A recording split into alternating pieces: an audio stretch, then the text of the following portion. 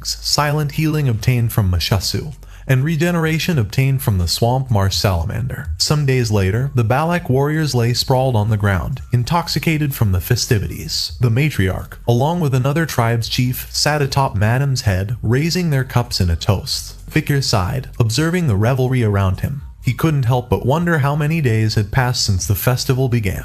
He found that these villagers certainly knew how to enjoy themselves. As Vikir approached Bakira, he was greeted with a cheerful expression. He inquired about Bakira's well-being and praised him for overpowering another wolf and finding his partner despite losing a leg. He reassured Bakira that he had avenged him and instructed him to rest now that justice had been served. Reflecting on his own growth, Vikir pondered the changes he had experienced since defeating Madam. Although unskilled, he was able to use the 7th technique. He wondered if this was due to the achievement effect he had obtained after killing Madam, or if it was due to his increased understanding of martial arts gained through the life or death experience. Despite acknowledging his progress, Vikir admitted that compared to Hugo's 7th technique, his own technique was still imperfect. It remained difficult to challenge Hugo, a skilled swordsman, head-on. Nonetheless, Vikir felt that he had grown significantly stronger compared to previous times. Breaking the garland around his neck with determination, Vikir declared that since he had accomplished his goal in this place, it was time to return to Baskerville. Some days later, Vikir, dressed properly and ready to depart, bid farewell to the village. He expressed gratitude to the matriarch for letting him leave readily. The matriarch, in turn, reassured him that she had no reason to stop him. She emphasized that once he had become part of their family, he would always remain so. Just because they were separating did not mean that their ties as a family were severed. Wherever and whenever he would be a Balak hunting commander. With a smile, Vikir acknowledged her words before scanning the crowd gathered to bid him farewell. Not seeing Ayan among them, he assumed she had chosen not to come, understanding her reluctance to see him leave. Turning to leave, Vikir expressed his departure, prompting heartfelt words of encouragement and support from the gathered group. They pledged their aid whenever needed, urging him to pursue greatness and remember them on his journey. Ahun, with eyes filled with emotion, told him to come back anytime and that he would wait for him there. Meanwhile, Ahul instructed him to keep them updated. As he ventured into the forest, the voices of his companions echoed behind him, bidding him farewell and wishing him well on his heroic path. Vikir left the forest with a smile, but his steps faltered as he spotted someone standing ahead. Ayan stood before him, holding something in her hand. Ayan questioned if he was really leaving, to which he responded with silence. Ayan approached him and handed him something that she had been holding in her hands. Vikir examined it but was puzzled about what this thing was. Ayan averted her gaze with a shy expression and explained that this was Anubis, the large bow once wielded by Adonai,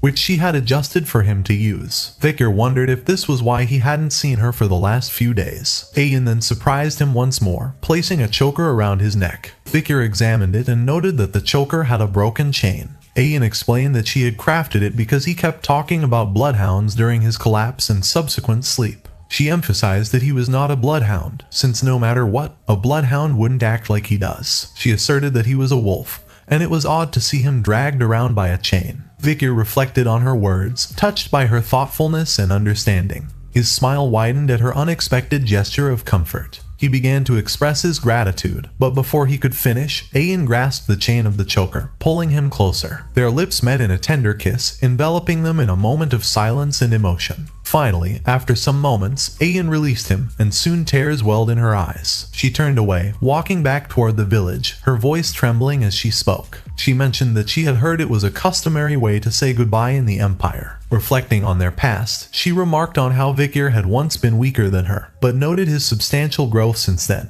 She bid him farewell, urging him to take care. Vikir smiled and mentioned that it was the first time he had heard that this was a way to say goodbye in the Empire. He assured her they would meet again, bidding her farewell with a promise of a next time. Upon hearing this, Ayan stooped on her track and wiped away her tears. She turned to look back at him with a gentle smile and said, "See you next time." Vikir, having left the forest behind, arrived at a city. Standing at a vantage point, he gazed down at the familiar sight of Red All Castle, remarking on its unchanged appearance since his last visit. He saw the Moor clan's flag on the city wall and speculated that they were still here, likely continuing their ruby mining operations. This indicated their ongoing alliance with the Baskervilles. Just then, Camus Morg's image flickered in his thoughts, prompting him to wonder if she was still here. With a sigh, Vikir anticipated the inevitable criticisms he might face upon encountering Camus. Resolving to confront the situation, He leaped down from the city wall, landing gracefully. Surveying his surroundings, he acknowledged the lateness of the hour and decided to seek refuge in an inn for the night. However, his attention was soon captivated by a towering gold statue. Intrigued, Vikir questioned the origins of the statue,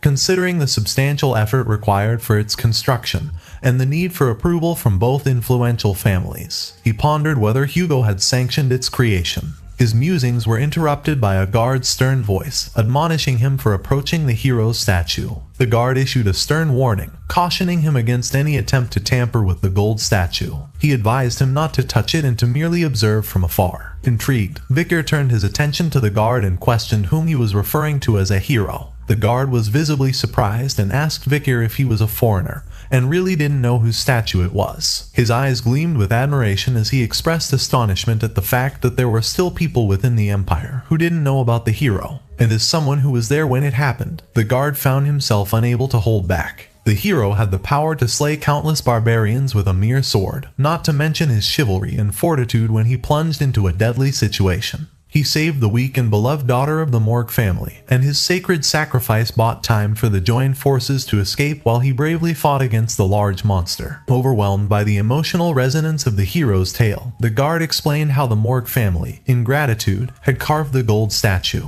A realization dawned upon Vikir as he connected the dots, his thoughts racing. The guard, in his fervor, exclaimed the hero's name, Vikir van Baskerville. Vikir, caught off guard, concealed his reaction as a drop of sweat formed on his brow. His earlier suspicions about the story were confirmed, leaving him momentarily stunned by the revelation of his own identity. In a bustling bar elsewhere in the city, Morg's three flowers were indulged in liquor and reminisced about their encounters with Sir Vikir. Isis, reflecting on her initial impression of Vikir, admitted to being captivated by him from the start, while Middleseas and Losis concurred, acknowledging his undeniable allure. Morg soldiers nearby chuckled at the sisters' infatuation, recognizing their admiration for the legendary figure. Losis confessed to being drawn to Vikir's magnetic charm, expressing a desire to draw closer to him, but she found it challenging. Middleseas reminisced about their conversations with Vikir when they first met, although the 3 months from the Baskerville family interfered. Isis, in a moment of fervor, proclaimed Vikir as a source of rejuvenation, surpassing even the grandeur of the gold statue nearby.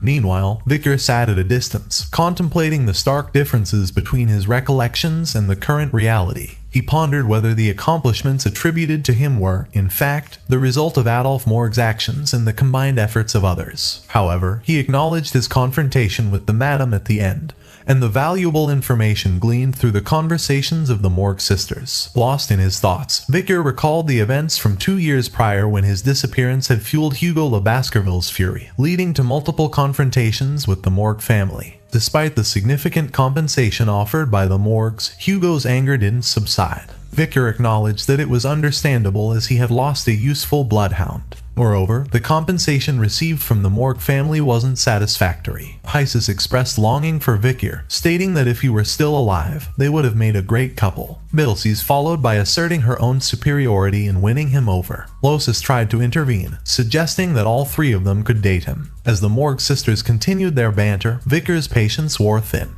Deciding he couldn't bear their conversation any longer, he settled his bill and made to leave. However, Isis noticed his departure and called out to him, labeling him suspicious. Her sisters, perplexed by her sudden outburst, attributed it to her inebriation. Ignoring Isis's demands, Vikir continued on his way, inciting her frustration as she angrily protested his disregard for her command.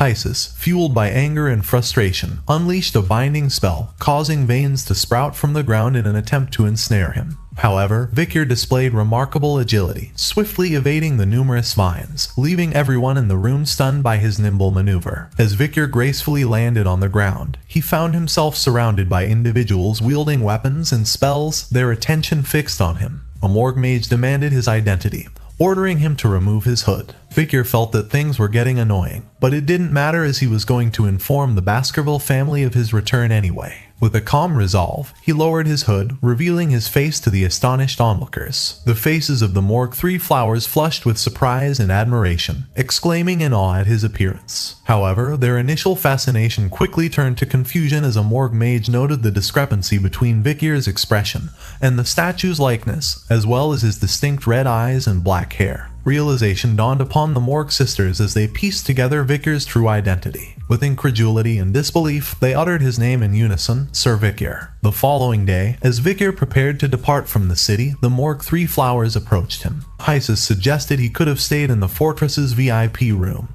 but Vikir brushed off the offer, citing the unnecessary expense. Losis expressed her belief in his survival, while Hysus teased that he had visited her first, quickly contested by Middleseas. Hysus then mentioned that, as per his request, they had sent valuable news through an owl. Vikir reminded them that he had only requested they contact the Baskerville family. However, Hysus defended their actions, insisting they thought it was good news. Vikir felt that the triplets were annoying and prepared to leave. Hysus expressed concern about his departure, offering to escort him. Vikir declined, stating they must have important tasks to attend to. Hysus countered, admitting they had no work and spent their time sleeping. Vikir, annoyed by their lack of responsibility, resolved to report their laziness upon his return.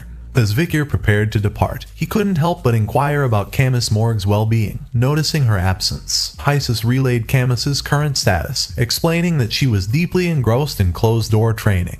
She had suddenly withdrawn from Uncle Adolph's Hall of Light and then entered the Hall of Darkness. She was currently putting all her efforts into magic research. Vikir was taken aback upon hearing the mention of the Hall of Darkness. He recalled that before he regressed, Camus Morgue had a bad relationship with Snake, the head of the Hall of Darkness. He wondered if this development was another consequence of the alterations he made to the future. Before leaving, Vikir instructed the triplets to inform Camus of his desire to see her, and advised her to leave the Hall of Darkness. The triplets were surprised to see that that was all he had to say, even though Vikir was in a relationship with Camus and was seeing her for the first time in 2 years. The news of the return of the hero of Red Owl Mountain spread rapidly throughout the Empire, eliciting various reactions from those who heard it. Chihuahua shed tears of happiness upon reading the letter, while Cindy Windy wore a smile. Adolph Morgue remained stoic as he absorbed the information. In the Baskerville estate, an informant burst into the Patriarch's chamber, bearing urgent news. Hugo's fiery gaze burned with intensity as he interrogated the informant regarding the news' veracity. Before long, the word had spread like wildfire. Vikir van Baskerville had returned. Chihuahua greeted Vikir with a smile, noting his change in entry method from the window to the main door this time. Vikir sighed in response and asked why people had gathered outside. Chihuahua explained that news of his return had spread across the Empire, prompting everyone to come and welcome him. Expressing annoyance, Vikir anticipated the forthcoming exhaustion from the welcoming crowd.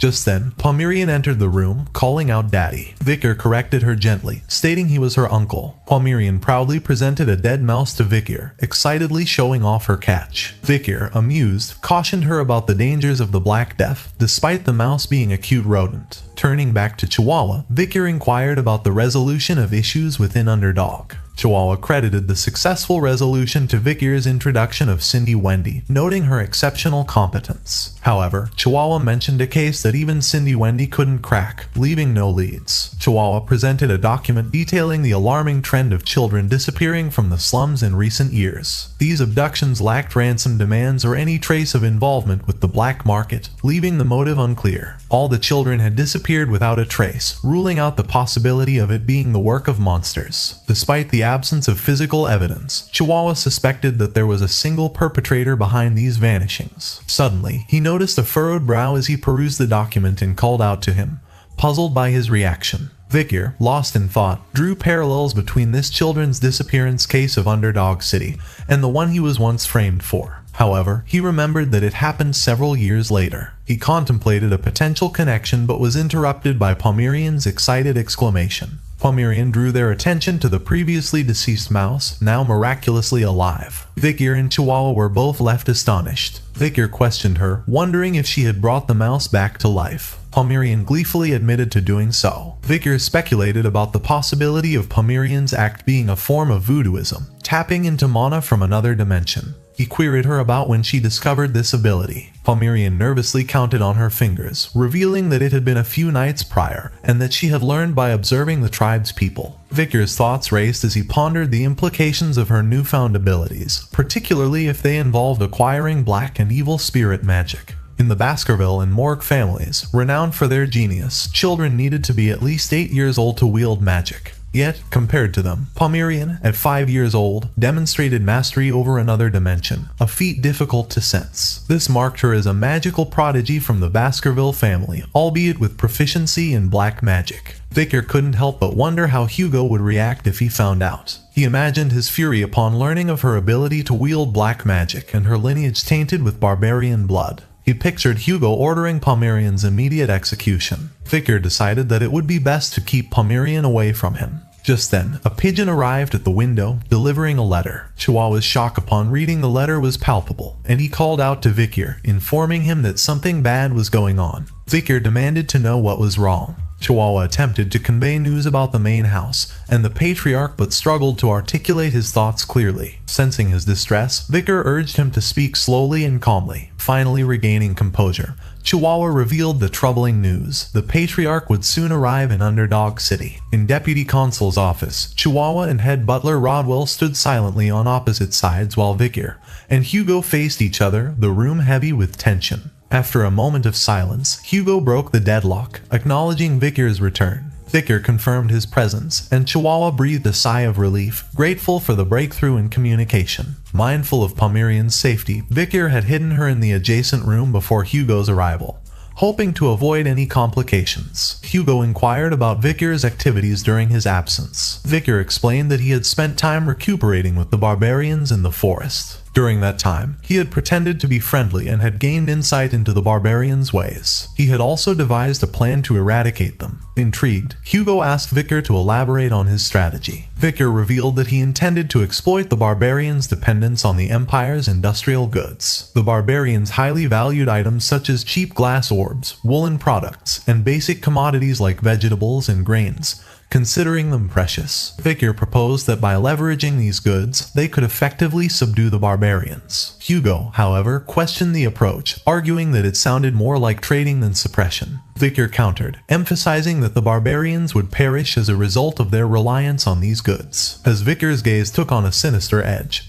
he revealed his intention to request monster subjugation in exchange for the Empire's products. Hugo's face twisted into an evil smile, impressed by the cunning plan to have the barbarians eradicate the monsters while securing their territory and eliminating the barbarians in the process. He praised Vikir as his son, acknowledging his cleverness. Vikir confirmed that he had already laid the groundwork for the infrastructure required for the plan. Hugo, satisfied, delegated the task to him, entrusting him with the responsibility. Chihuahua struggled to catch his breath and wondered if this was truly a conversation between a father and son who had reunited. Meanwhile, the head butler observed Hugo's rare smile with a mixture of astonishment and concern, reflecting on how unusual it was to see the patriarch smile after Vikir's disappearance 2 years prior. Vikir was determined not to let the Balak people suffer because of the Baskerville family. From Baskerville's perspective, it would seem like the natives are dying as they clear up the monsters, but in reality, they're just returning to the place where the madam was. By stopping the battle between the two of them, the Balak have time to increase their force. Hugo, who doesn't know about the madam's existence, would think that the natives will easily agree to this, without realizing that his enemy, the natives of the forest, are increasing their powers. Just then, Hugo spoke, and everyone's attention shifted to Hugo's teacup, which began to boil. The next moment, intense killing intent radiated from Hugo as he declared that they would not trade with the Lakoko tribe.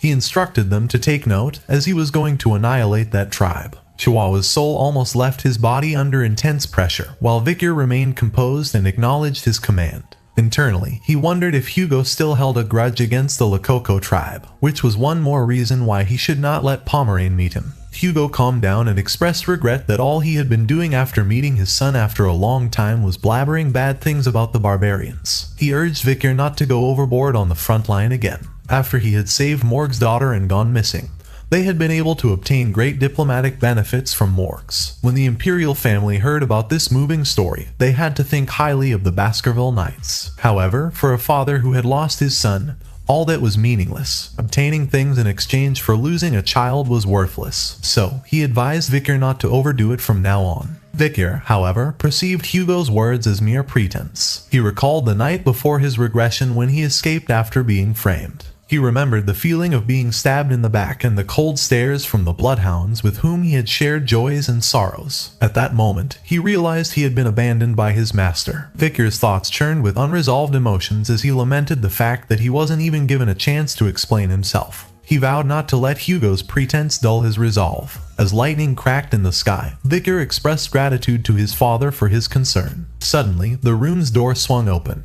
and a voice crying out for uncle entered everyone's ears. Both Chihuahua and Vikir were startled by this sudden appearance. Palmyrian, frightened by the thunder and rain, ran toward Vikir. She sought comfort from him, clinging to him and sobbing uncontrollably. Vikir was taken aback by her sudden arrival and realized the urgency of preventing Palmyrian from encountering Hugo. However, Vikir's shock deepened as he observed Hugo's reaction. Hugo looked at Palmyrian with a mixture of emotions as he recognized that face, his mind swirling with questions about her unexpected presence. Hugo van Baskerville, the formidable master of the Iron-Blooded Baskerville family, renowned as one of the 7 families of the Great Rock Empire, had earned his reputation by driving barbarians far from the Empire's borders. He was the Empire's strongest sword saint, having slain hundreds of monsters. Once he made a decision, he never changed his mind, and he was known to be a man with iron blood. However, at this moment, Hugo's emotions began to fluctuate. Palmyrian clung to Vikir, sobbing and expressing fear of thunder. Hugo observed her face and hesitated, his composure shaken as he questioned whether she was Penelope. Palmyrian glanced at Hugo and began crying again, exclaiming about the frightening mustache. Vikir intervened, urging Hugo to calm down.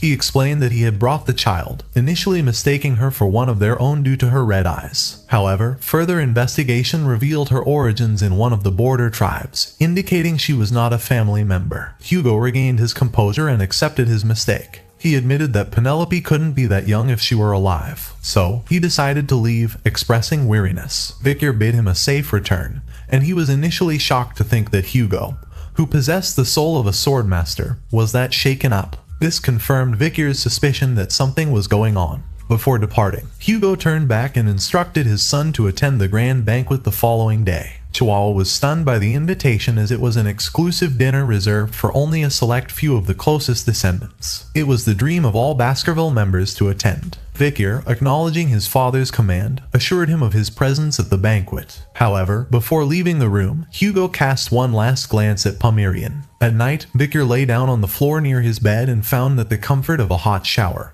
and a soft bed was so profound that he couldn't sleep. He wondered if this was the effect of living with the Balak warriors for 2 years. His body seemed reluctant to adjust to the luxury. Reflecting on Hugo's unexpected reaction earlier, Vikir contemplated whether to report Palmyrian's presence and the pendant to his father. He resolved to wait until after the grand banquet to assess Hugo's state of mind. Palmyrian could potentially become a powerful trump card against Hugo, but he was determined to shield her from harm. Suddenly, a gust of wind swept through the room, stirring the curtains, and an assassin stealthily entered. Despite the absence of sound, Vikir remained alert, sensing the intruder's presence. The assassin closed in on the bed, preparing to strike, but froze in shock as Vikir's voice echoed in her ears, mentioning that it hadn't even been a day, yet information of his arrival had spread fast. Vikir swiftly leaped up and used the bed as support to launch a kick at the assassin. Although she managed to dodge the fatal hit, the kick struck her hand, causing her weapon to fly from her grasp.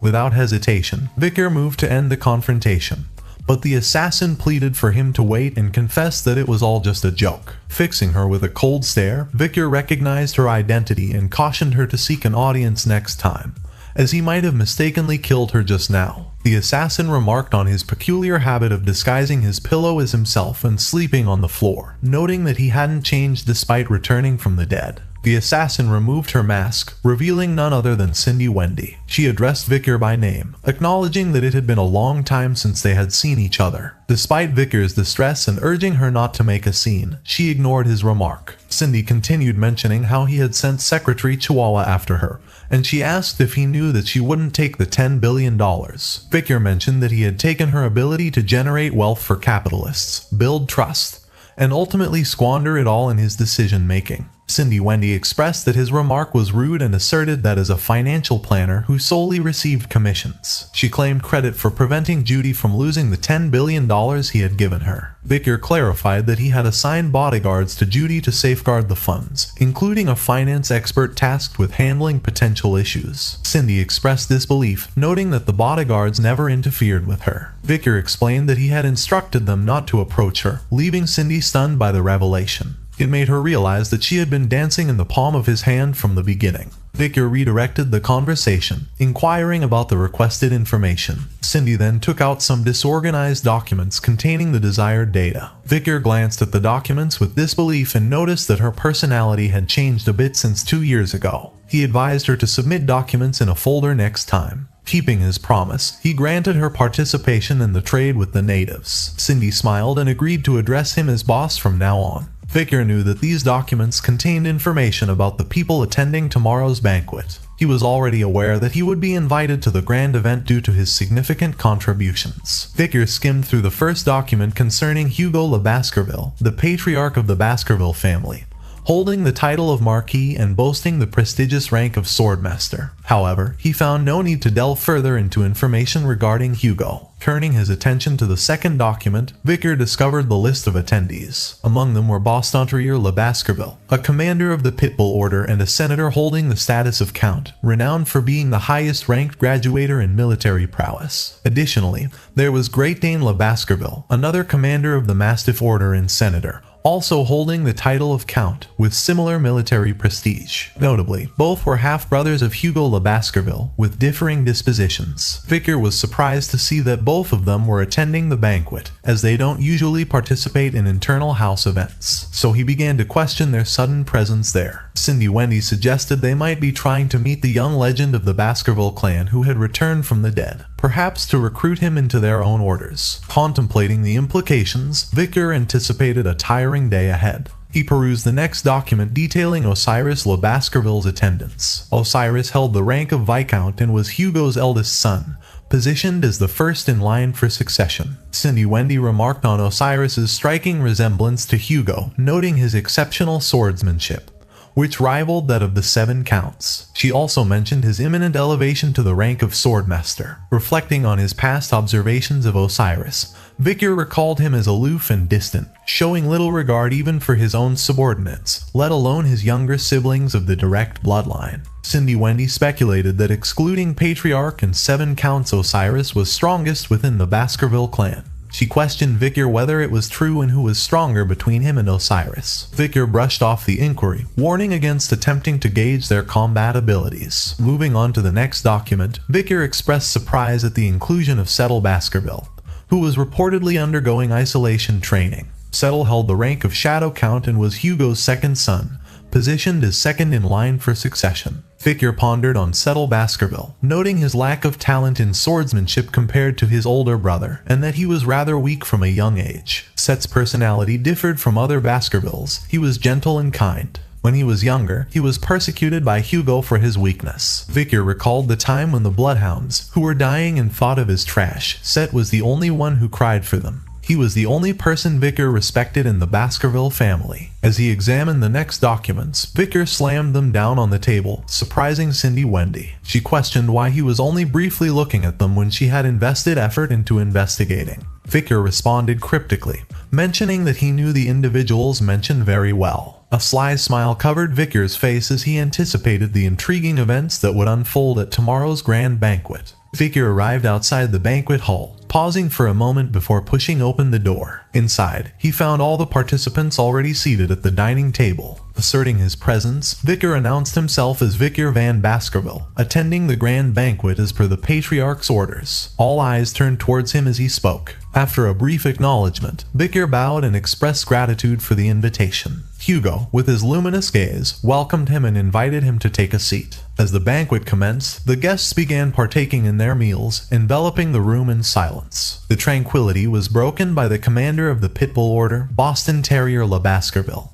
who cleared his throat and remarked on the undercooked meat. In response, Hugo inquired if the meat didn't meet his taste. Boston Terrier clarified that he wasn't referring to his own meal but rather to the meat on the neighboring plate. The commander of the Mastiff Order, Great Dane Le Baskerville, appearing puzzled, questioned if there was an issue. Boston Terrier reassured him that there wasn't, explaining that he was simply pointing out the undercooked state of the meat. He found it concerning for his lovable nephew to eat undercooked meat. Great Dane acknowledged Vikir's lovable nature, asserting his role as his uncle and expressing a desire for him to tread the right path. Boston Terrier questioned why being placed in the Mastiff Order was deemed right for Vikir. Great Dane suggested it was a better fit than the Pitbull Order, which he deemed slow and foolish. Meanwhile, Vikir pondered if both of them had come here to recruit him. The Pitbull Order and the Mastiff Order were part of the 7 orders that represented Baskerville. If it was before his regression, he would have liked it as it was a great offer that guaranteed success. But right now the situation had changed. He views them simply as mutts. As Hugo raised his wine glass, the head butler poured the wine, mentioning that Patriarch was in a good mood considering his usually silent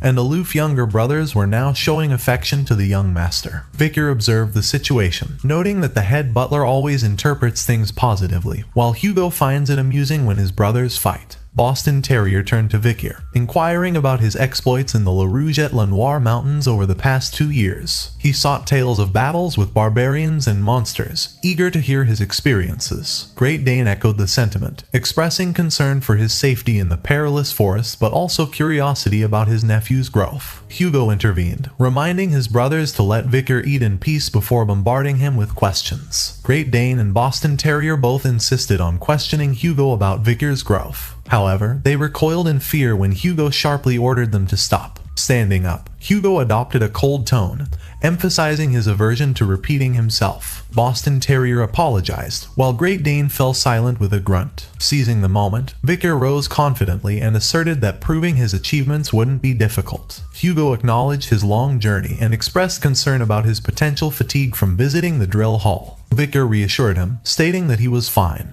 Placing his finger on the table, he remarked that skills could be displayed anywhere, at any time, as one's daily life was an extension of training. Vikir noted Boston Terrier's overflowing wine glass and Great Dane's slightly undercooked steak. Without hesitation, he channeled aura through his fingers into the table, swiftly cooking the meat and evaporating the excess wine. Great Dane gazed in amazement at the cooked meat, while Boston Terrier chuckled at the sight of the wine glass. Boston Terrier remarked on his use of mana to cook the meat and warm the wine, marveling at Vikir's achievement of reaching the mid-ranked graduator level at the age of 17, a feat typically accomplished at 33. Turning their attention to Hugo, they expressed admiration, suggesting he must be proud to have a son who had mastered such techniques. But even after hearing all the praise, Hugo remained silent, quietly sipping his wine. Meanwhile, Vikir found the situation strange. 2 years ago, he had revealed his mid-ranked graduator status when facing off against Madame, yet no one seemed aware of it. He wondered why the triplets, who should have known his skills, hadn't reported it. Just then, Ostris Le Baskerville, the first in line for succession and the eldest son of the Baskerville family, commended Vikir for his hard work and achievement, encouraging him to keep it up.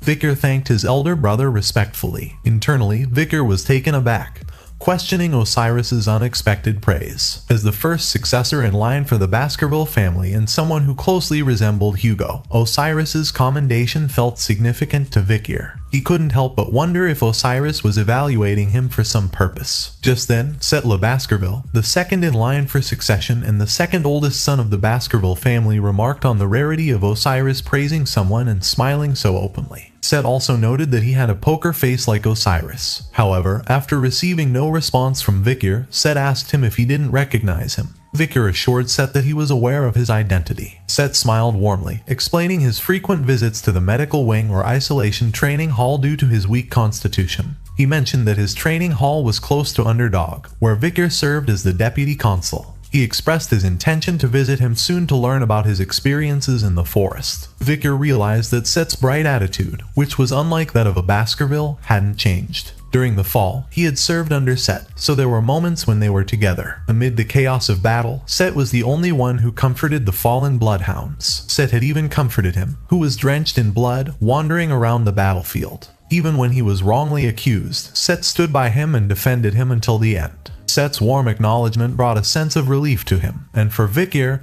he was the only person he had wished to see at this banquet. However, the next moment, there was a sudden shift in Vikir's expression. He had detected a disgusting stench inside the hall for some time now. This horrific scent, one that only he who was there during the fall would know, the stench of demons. He knew there was a demon hiding among them. Vikir's mind raced as he surveyed the banquet attendees, searching for the source of this disgusting stench. His gaze darted from one person to another, his thoughts consumed by the unsettling presence among them. Vikir closed his eyes momentarily, then refocused his attention on someone. His gaze locked onto Set, who seemed enveloped in demonic energy. Set smiled upon noticing Vikir's stare and casually inquired if there was something Vikir needed from him. Vikir observed Set closely, noting his efforts to lighten the mood with small talk and engaging with the servants. Set's familiar demeanor stirred memories of their past interactions, yet Vikir couldn't shake off the unsettling aura of demonic presence emanating from him. Set looked at Vikir and spoke warmly about his recent appointment as deputy consul of Underdog City. He mentioned that citizens who admired Vikir had even protested for him to take over permanently. Set expressed eagerness to collaborate with Vikir upon his return as consul. After a moment of silence, Vikir raised his wine glass in acknowledgement, masking his suspicions. Set cheered, expressing his reliance on Vikir's support.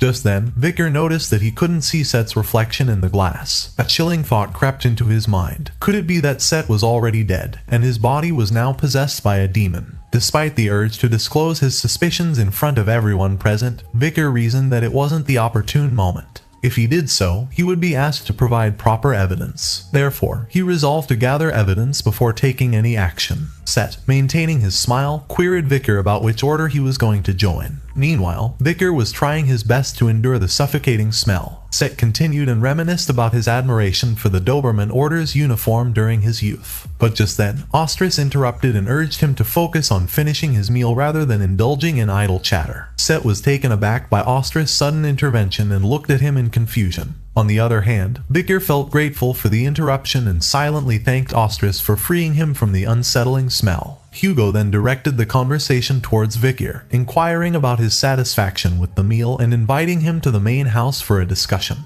Though surprised by the abrupt invitation, Vikir agreed to comply. After dinner, Vikir strolled beneath the moonlight, releasing a sigh of relief. He reflected on the arduous 5-hour dinner spent with the peculiar company. He also recalled that the official papers for Academy entrance had arrived. So, he guessed that it might be the reason behind Hugo's invitation. Suddenly, a shadowy figure materialized behind Vikir atop the castle wall, launching a surprise attack from behind. Vikir recognized the assailant's technique as the Baskerville 6 technique and wondered if he should overpower the attack. After some thought, he concluded that since his revealed skill level was at a mid-grade level, he should not display power beyond that. Utilizing the Baskerville 4th technique, Vikir intercepted the attack, intending to absorb the remaining force with the River Styx's blessing and his own aura. However, to his astonishment, his counterattack overwhelmed and dispersed the incoming assault, surprising even himself. Boston Terrier chuckled, impressed by Vikir's resilience despite the 2-tier difference in their techniques. As he leaped down from the castle wall,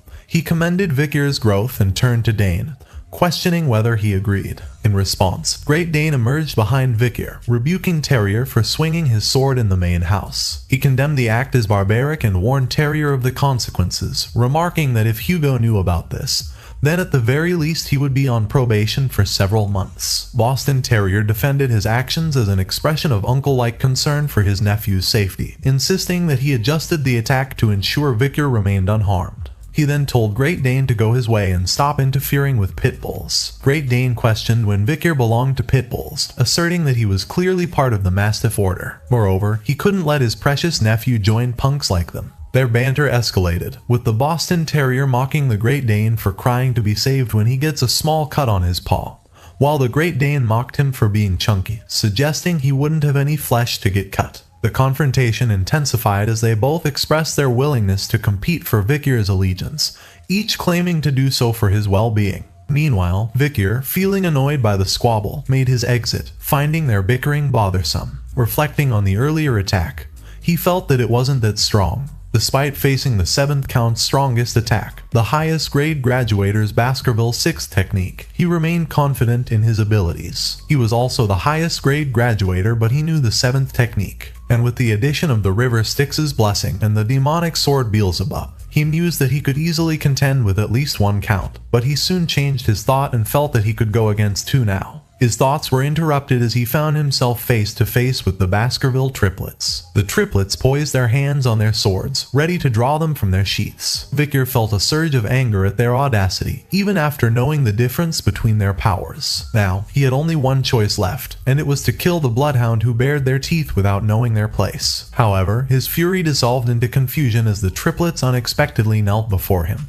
placing the tips of their swords at their feet. Vikir recognized the gesture as the pledge, a position of vulnerability where a single press could result in the sword piercing their own foot, a symbolic act of placing their lives in another's hands. Perplexed by their actions, Vikir questioned their intentions. In unison, the triplets expressed their desire to repay a debt. Tyburo recounted his fear of Vikir after an attack when he was 9. Middleborough acknowledged Vikir's prowess during the hunt for Cerberus, and Lowborough admired Vikir's feat in slaying the troll. The Baskerville triplets recounted their admiration for Vikir when he went against the giant forest monster. That day, after they barely escaped with their lives, the three of them decided that they would become the 3 spears of Vikir van Baskerville